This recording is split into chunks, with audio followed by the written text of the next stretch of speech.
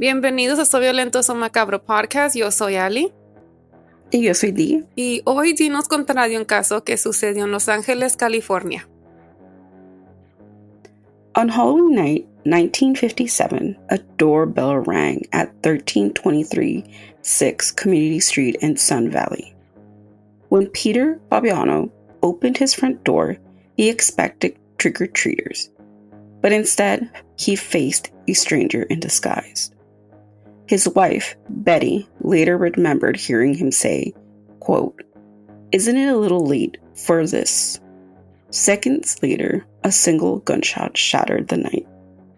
Who would commit such a cold-blooded act on Halloween? This is the tragic murder of Peter Fabiano. Advertencia: la información de este caso puede ser desencadenante para algunos. Tenga en cuenta que algunos de estos casos pueden involucrar menores de edad, abuso, violación o violencia. Escuchen con precaución. Warning: the information on this case can be triggering to some. Please be advised that some of these cases may involve children, abuse, rape, and violence. Listen with caution.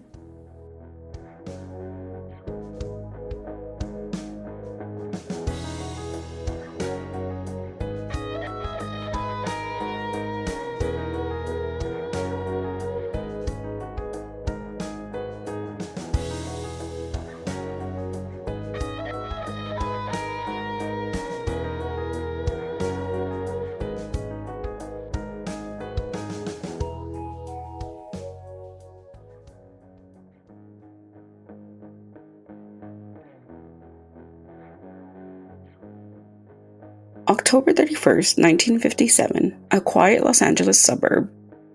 The night of trick-or-treaters, jack-o'-lanterns, glowing costumes everywhere.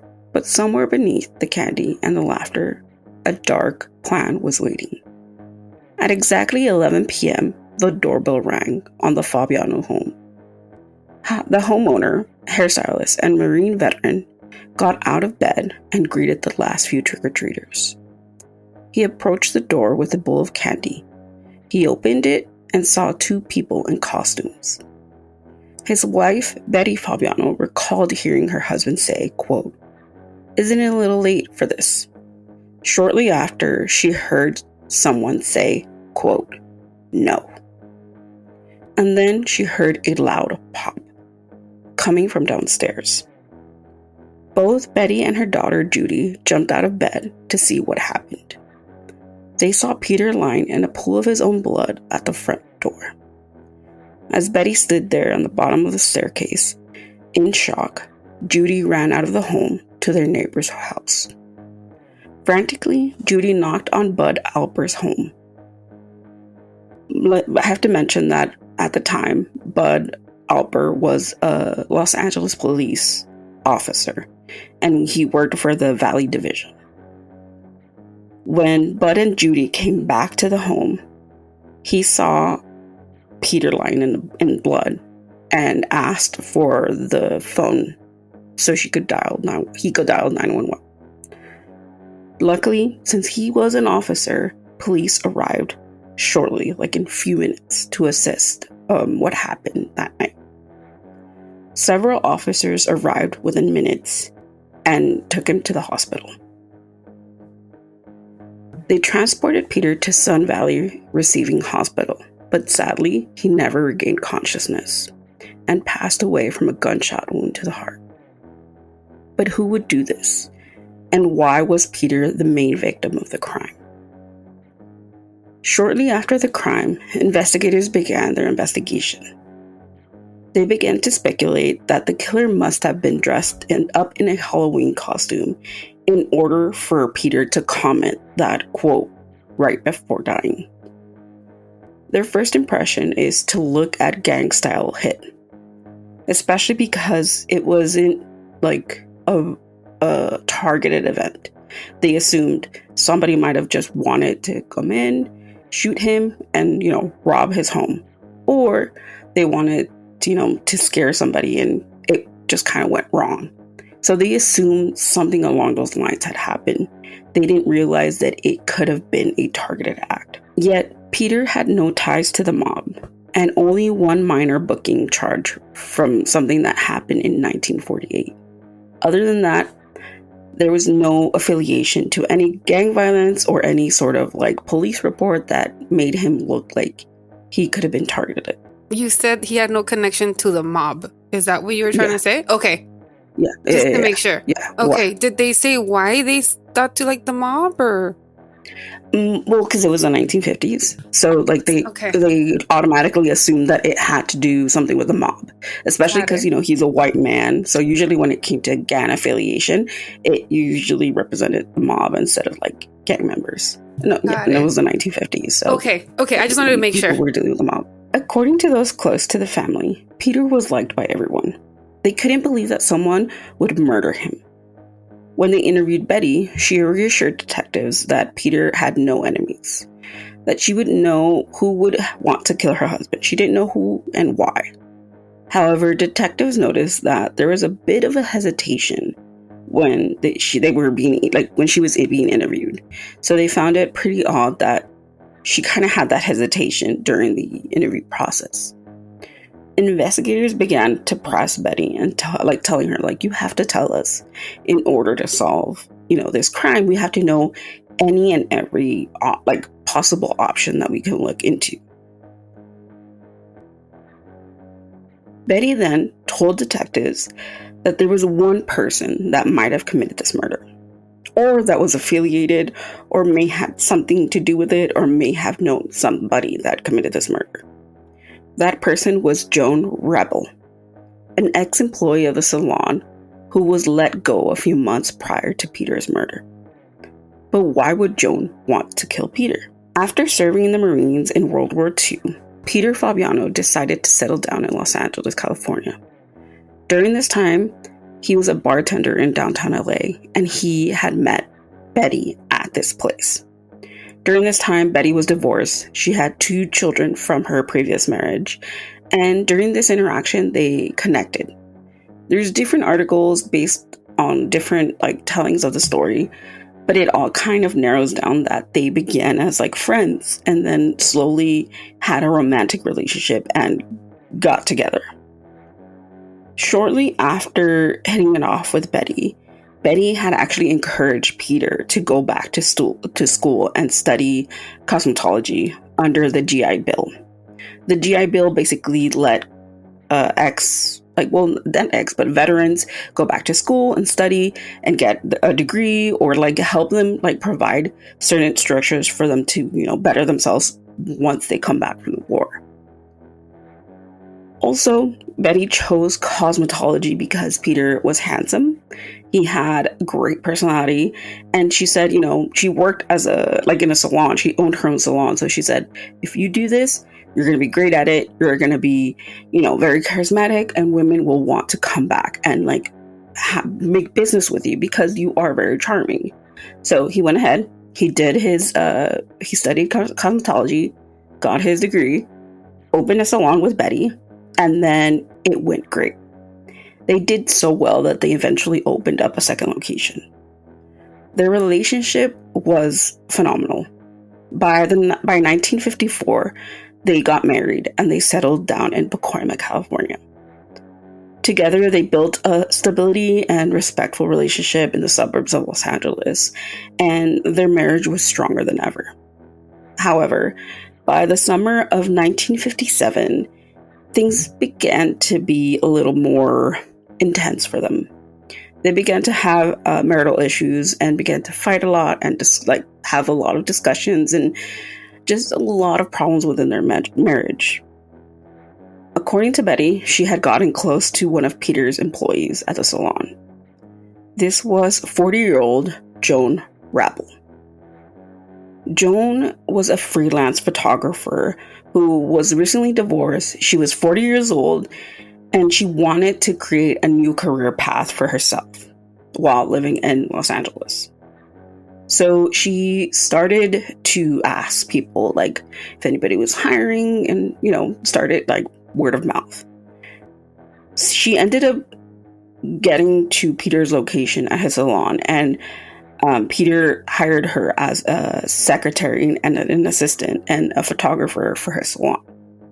So she was working there for part-time, and things were great for a short amount of time. Peter began to notice that Betty and Joan were becoming very close. Like, close in a way that it became very flirty and very, like, clingy and very not normal girlfriend behavior. He started to suspect that there was something more going on between Joan and Betty. He said that when Betty would come to the salon, Joan would, like, not do her job and, like, talk to Betty this whole time and flirt with her and be around with her and stuff. And it was affecting both her job and her relationship with Peter. So it started to become a very toxic environment. Peter and Betty began to argue more and more about it. And he said that he did not want Joan to come around to the house anymore. Eventually, this progressed for them to let her go when it came to the salon. But Betty still was holding a friendship with Joan, and Betty ended up telling Peter that he had no right to tell her who she can be friends with. Eventually, tensions were so high that Betty ended up moving out of the home in July of 1957. But, in a turn of events, Betty ended up moving in with Joan at her home that day when she left the Fabiano home. Their bond wasn't a casual relationship. It was more of an emotional and an intimate relationship. According to the Los Angeles Times, they described Joan and Betty's relationship as, quote, abnormal.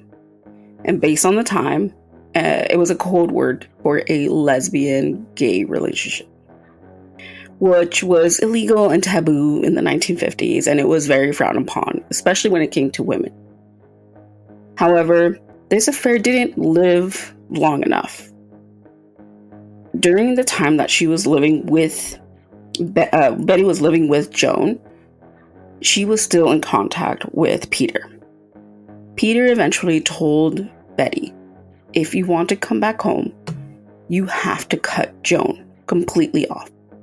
This affair has to stop. You cannot keep in contact with her. And she agreed. She said, fine, I'll cut Joan off as long as you take me back. So Betty ended up leaving Joan and moving back into her home with Peter.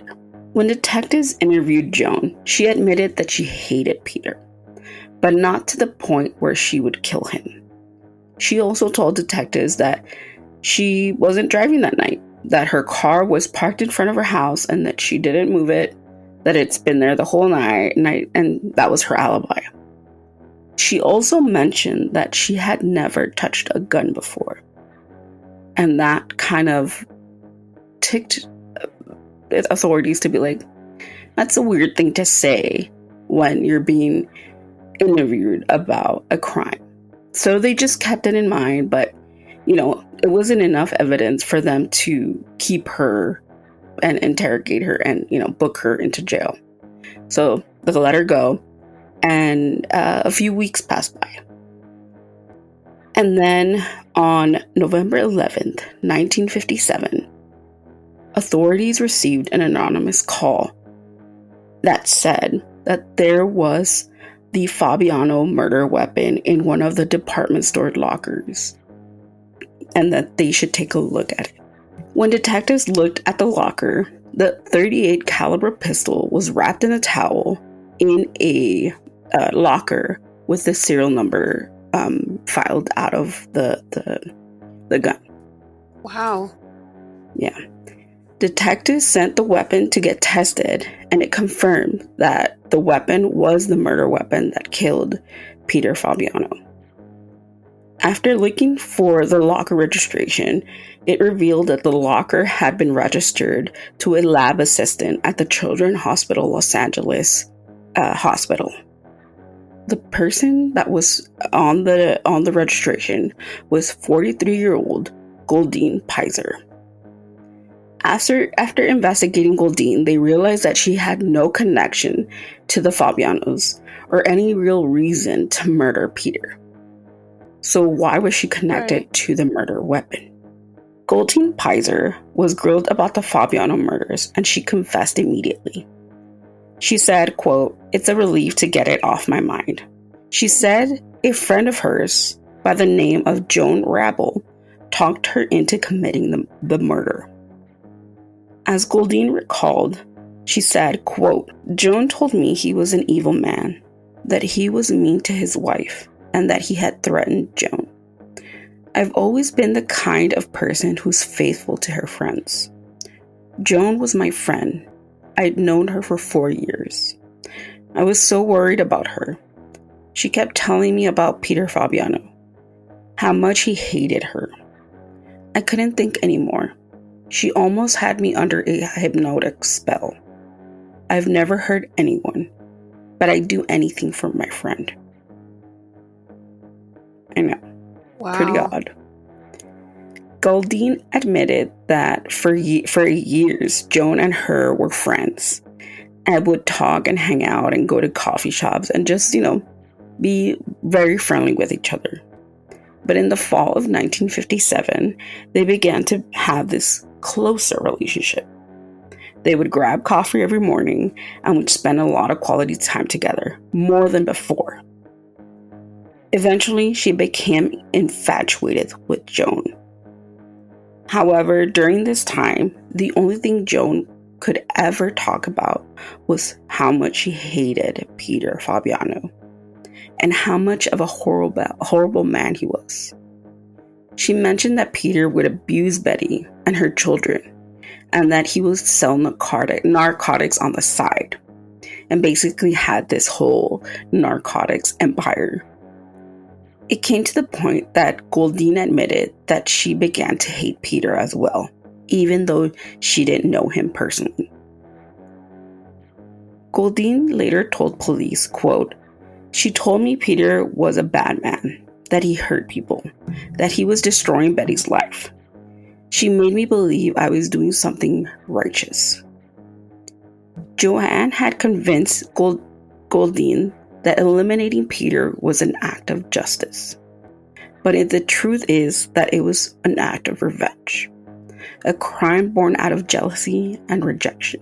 Together, the two women planned a murder. On September 21st, 1957, Goldine drove to Pasadena, purchased a .38 caliber revolver, and purchased only 2 bullets. Joanne told Goldine to tell the clerk that she needed the gun for home protection. For 3 months, they planned the perfect murder. They agreed that they would commit the murder on Halloween night. Goldine told detectives that they would wear disguises and in order to get away with the murder. According to Goldine, Joan picked out an outfit for Goldine: blue jeans, red gloves, khaki jacket, and makeup and a mask to cover her eyes. Basically, think about it as a Robin from Batman and Robin. They placed the gun inside a paper bag, like a trick-or-treater would carry that night, and parked on the outskirts of the Fabiano home around 9 p.m. They waited until the bedroom light flickered off, ensuring that Betty would be in bed. Then Goldine rang the doorbell, and Peter answered with a bowl of candy in his hand. That's when he asked, "Isn't it a little bit late for this?"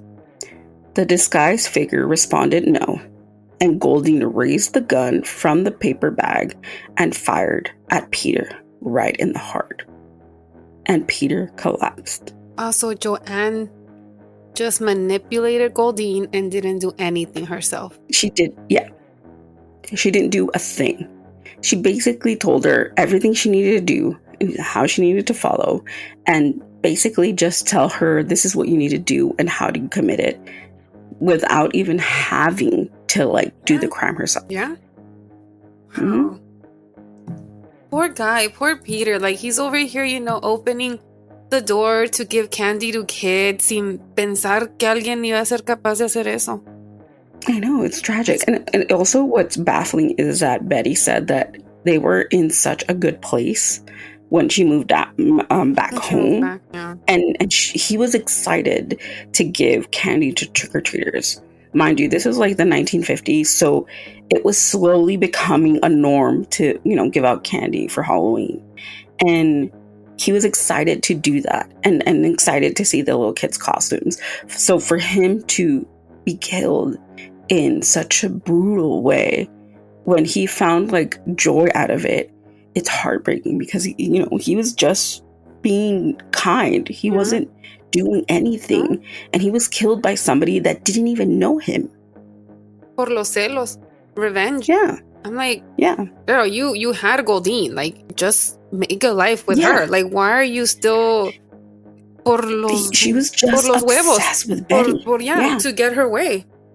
Yeah, but at the same time, like what I'm thinking about is like, even though you kill Peter, you get him out of the equation, that doesn't mean Betty's going to come back to you. Exactly. You're not getting her back.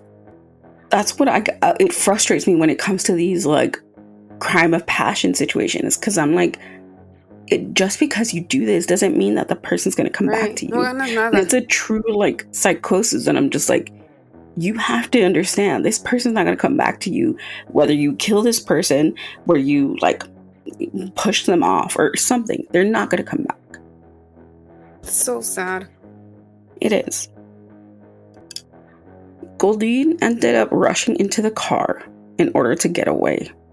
However, Joan kissed her on the mouth and told her, "Thanks for doing that for me."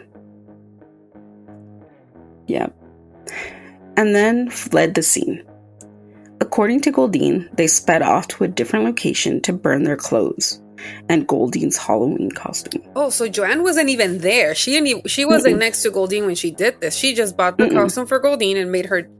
Okay, I was thinking que estaba al lado de ella, so she was not involved at all. Some articles say that she was. Some articles say that she wasn't. So it just depends. Because, it's the 1950s. Not a lot of articles are out about it. So some say that she was. Some say that she wasn't. Okay. But according to, like, the way that, like, the codes are coming along, she wasn't next to her during the crime. She was just kind of like the getaway car and the mastermind of the plan. Some articles say that they abandoned the car that they were driving in, and other articles say that Joan drove Goldine to her home and dropped her off. Before speeding away from Goldine, one thing is for sure. Before they went their separate ways, Joan told Goldine, quote, "Forget you ever knew me." In total disbelief, Goldine did not know how to take the news. She was just kind of baffled, kind of angry, confused, because she did this. Yeah, she did this for her, and now she's like, "You don't even know me." Yeah, I don't need you anymore. Exactly. Wild. The next day, Goldine was left with the weapon, and she had no idea what to do with it. She had no idea how to dispose it. She had no idea what needed to be done with the murder weapon. Goldine ended up renting a locker in a supermarket and waited to see what Joan would tell her what to do with the weapon. However, Joan never contacted Goldine after the murder. For weeks, the gun stayed in the locker until the anonymous caller placed the call to the police. Wow. It's unknown who was the one that called. Oh, I was going to ask you, did you find out who it was? No. What if it was her? That's what people were assuming. That they're like, it's weird because they don't know if it was Goldine that made the call, in kind of a revenge to say, well, guess what? Now we're gonna, go to jail. Yeah, I'm getting the power back. Yeah. Mm-hmm. And others are like, but what if it was Joan? What if Joan somehow knew that Goldine would do that? Right. It was one of them too, because it was very specific. Like, in this locker is the gun to this crime. It was very specific. It had to be one of them too, or unless Goldine said something to a coworker. Yeah. But we don't, like I said, it's the 1950s. Right. Lack of like news articles about this. Wow. So it's kind of like a cliffhanger where you don't know where that information came from. Imagine it was It Joanne. just kind of, that would be crazy. Wow. That would be crazy. Yeah. It would be interesting. It would definitely be, what is it, like, kind of a twist to the tale, but at the same time, it's like, it would still not benefit her because she would have known that Goldine would say something. Right. You Yeah, know? exactly. But also, she told Goldine, forget you ever knew me. And if she was able to, brainwash her enough to do this murder, you would have assumed that she kind of would brainwash her enough to not, to like admit it was just her. Who did it. Yeah, exactly. Either way, So, whoever it was that called doesn't bring Peter back. It truly doesn't. Yeah. It definitely doesn't bring him back, but it does provide answers to who committed the murder. Oh. Well, whoever it was that called, I'm glad they called. I know, because at least they took them to prison. They, went to jail. But also, like, it kind of came to deaf ears because it really didn't bring Peter back. It just kind of closed the case. That November, both women were arrested for the murder of Peter Fabiano. By December of that year, they were both standing trial. Goldine pleaded guilty to second-degree murder, claiming temporarily insanity. During the trial, she cried and basically claimed that she was brainwashed to commit this murder. Joan faced this overwhelming evidence, but eventually she had the same sentence. During their trial, Joan refused to speak or even stand trial. She didn't have an ounce of remorse, just sitting there, staring straight forward with a smile on her face throughout the trial. Almost like they were depicting the perfect crime. During the trial, Joan refused to say anything. She had her lawyer say everything and anything that needed to be said. The Valley News reported that the judge ordered a psychiatric evaluation to examine the women.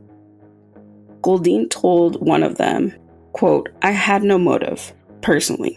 Whatever motive I had was to please Joan. I was always easily influenced. I have been impressionable and always trusting."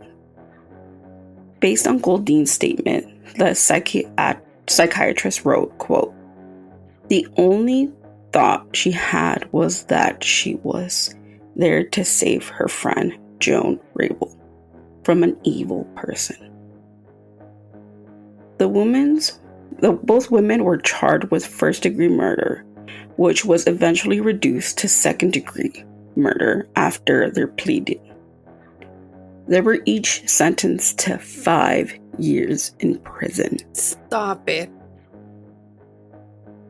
Oh, wow. I was not expecting 5 years. Yeah, that was the biggest shock that I came across when I read this case. 5 years in prison for murdering a man that literally was just a bystander in this proof. Weird... Everything's there. Yeah. Come on.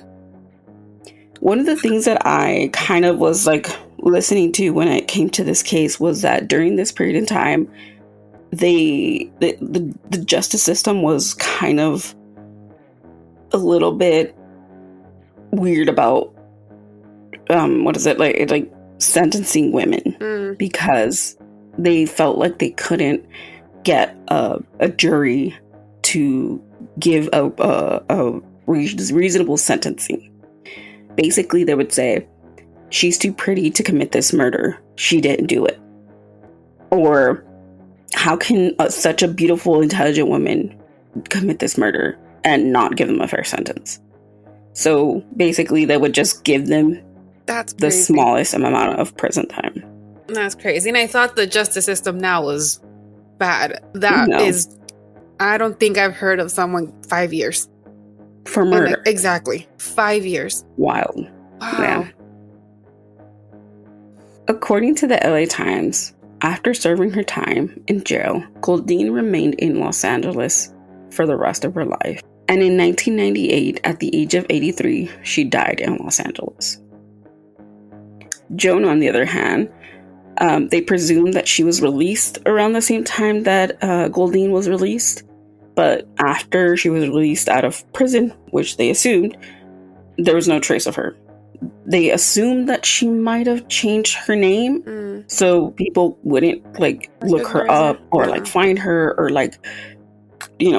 place her in the same category for the murder case that happened. So basically it's like she revamped her life and went on her way.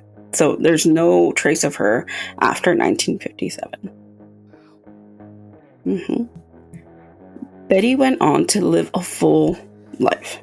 She stayed at the salon that she owned with Peter and eventually passed away in 1999 at the age of 81 in Palm Springs, California. I can't imagine just the rage that I can only imagine the rage that his family felt. Like Betty and their kids, like el enojo de saber 5 years. And then for them to be out, for them to be like, living a normal life. What if Joanne went to look for Betty? Yeah. Right? Like, that's scary. It's so tragic. And the worst part is that a lot of people were kind of accusing Betty of kind of having this double life where they were like, well, what if Betty had something to do with it? What if Betty convinced Joan to kill Peter and she made Goldine do it? And what if they secretly wanted to get back together, but Peter was in the way? It kind of became this turmoil of lesbians having this murder spree in Los Angeles, and it was even more frowned upon to be a lesbian in the late 1950s, early 1960s, where if you were a lesbian, you were automatically seen as somebody that can commit a massive murder, because during that same time the Black Dahlia had occurred, and people were assuming that during her case she was a lesbian as well. So they were like, if you're a lesbian, you're automatically a bad person.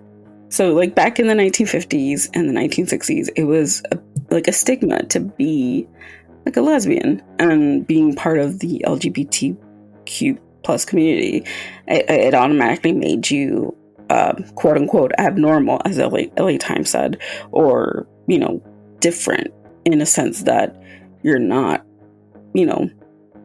normal to a certain extent, that your sexual preference depicted who you are as a person, and you were more capable of committing murder. So it was a very tragic thing to see, especially reading different articles where people were accusing them for being these rage women willing to commit murder in order to appease their sexual needs, I guess. In the end, it wasn't a masked intruder or a monster hiding in the shadows. It was jealousy, obsession, and betrayal that took Peter Fabiano's life. A woman blinded by love, another consumed by revenge, and an innocent man caught between them. On Halloween night, everything changed for the Fabiano family. Sometimes the most terrifying thing in a mask aren't the ones we put on Halloween. They're the people that wear them every day to hide their true intentions. This is the tragic case of Peter Fabiano.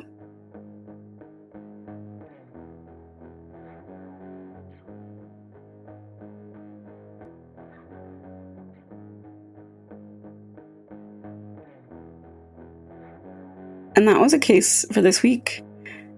Again, it's one of those random cases because it's the 1950s. We don't go back that much. Also, we usually focus on people of color, but I also, thought it would have been in theme for, the holiday, and that it would be an interesting case because it's a love triangle situation. So I just want to know your opinions. What do you think? Do you think somebody else, was part of this murder case? Do you think, Betty had something to do with it? It would be interesting to know your opinion. So it would be great if you guys, would comment, leave any sort of theories in the comments below. We want to know your thoughts. But yeah, that was the case this week. Let us know. What else? I think that's it. Do you have any recommendations for this week? No, I don't. My recommendation is for all of you to get some rest. Yeah, that's true. Look at that. Like, I just want to go to sleep. Just get some rest. Take care of yourselves. My recommendation is a movie that I really loved that came out 2 weeks ago. It's called The Black Phone 2. Very good movie. Very good movie. The first one was meh. I didn't really like it. The second one, fantastic. Okay. Absolutely great. Go see it. It's a really good movie. Second one, I heard Frankenstein is such a great movie. It's in theaters for the next couple of, weeks. So if you have a chance, go see it. I heard it makes you cry. It's a very, fantastic film. I haven't seen it. Hopefully I'm going to see it in the next couple of days. I really, really hope so. Because I love Frankenstein and I love Jacob Elordi and I love. I'm not going to go see it. Oh, whatever. I'm not going to go see it because of him. I'm kidding. Jacob Elordi is the greatest monster. I'll just keep my thoughts to myself. Okay. I'm kidding. I am kidding. But yeah, you do you, boo. You do you. Okay. Thanks. Also, I rewatched The Exorcist for the first time in a very long time. I haven't watched it since I was a kid. Also, good idea to rewatch it. Very good film. But with all that said, it's the last day of October. Spooky season, quote unquote, is officially over for the normal people. For me, it's year round. So, I hope you enjoyed went by too fast. It did go by super fast, which I hate. And it always happens. And I'm like, why can't there be an extra week? Yes. Anyways. We weren't able to complete our other costumes for the rest of the month. It's been a month for both of us. It's been a month. My kitty got sick. You got stuck with a lot of work. I got stuck with too many issues. Also, mind you, that's why there wasn't an episode last week. I really didn't even have time to do research because my cat was sick for almost a week. But luckily, we made it to the end of the month with an episode and with options for next year's costumes. I promise I've worked on my crafting skills with my personal costume that it's gonna be a good costume next year. There you go. It's gonna be a good costume. There you go. But yeah, with that said, I hope you guys had a fantastic spooky season, that you guys did a lot of spooky fun things. And let us know, what did you do? What was your favorite part of October? What did you dress up as? Also, if you have pet costumes, please send them in because I want to see your pets. Yeah. And Leo doesn't like wearing costumes, so he won't be wearing a costume this year or ever. He won't be wearing one this year. Maybe next year, we'll see. I'm telling you, treats will work your magic. I was going to, but then I was like, I just got stuck with work and life, and I was just like, man, it just didn't happen. It just didn't happen. This month just went by so fast, and I'm like, I'm just gonna put on una sábana, make some little holes, and then he's a ghost. He's a ghost. But yeah, let us know what you guys did for Halloween or for spooky season. I really want to know.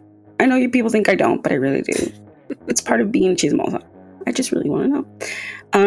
But other than that, yeah, if you want to engage with us, talk to us, leave us some quirky messages, or even send us some meme videos. I see you've sent us some meme videos on Instagram. I love them. If we've taken a long time to respond this month, we're really sorry. Yeah, it's been a very chaotic month, so we do apologize. And also, the holiday season is right around the corner, so it's going to be even more hectic. So please be patient if you have sent us something. Trust me, we see them. It just takes us a long time to reply sometimes. But if you have any suggestions on episodes, on anything, you want to talk to us, leave us a message. We have our social media platforms. We have Instagram, TikTok, Threads, Twitter, or X as it's known now, and Blue Sky. Just type in SVSM_podcast and we should pop up. Or you can go on Facebook and type Servants Macabro Podcast or at SVSM_podcast and we should pop up. Also, we have a YouTube channel where you can see the shorts of this episode and as well as the long format of these episodes on there. So if you want to see that, you can go on YouTube and type in Servants Macabro Podcast or SVSM_podcast and it should be there. So leave us comments, questions, recommendations, possible, things that you want us to, watch with you. Let us know. We really would appreciate it. And if you want to listen to the rest of the 157 episodes, you can go on Spotify, Apple Podcasts, Amazon Music, or wherever you stream podcasts. Just type in Servants Macabro Podcast and our whole catalog should be there. If not, let us know and we will try our best to send them that way. But yeah, anything else? Nope, that is it. That is it. Be safe but yes, tomorrow. Be safe. Drink a lot of liquids because it's going to be hot in the morning in LA and in the valley. Yeah. Be careful if you guys are driving. Yes. Because people are going to be drinking. People are going to be causing havoc. So please be careful. Yeah. And if you're giving out trick or treat, have fun because we really don't get kids on our side of town. But until next week. Nos vemos la próxima semana. Bye. Stay Adios. extremely spooky. Extremely. Extremely. Bye. Bye.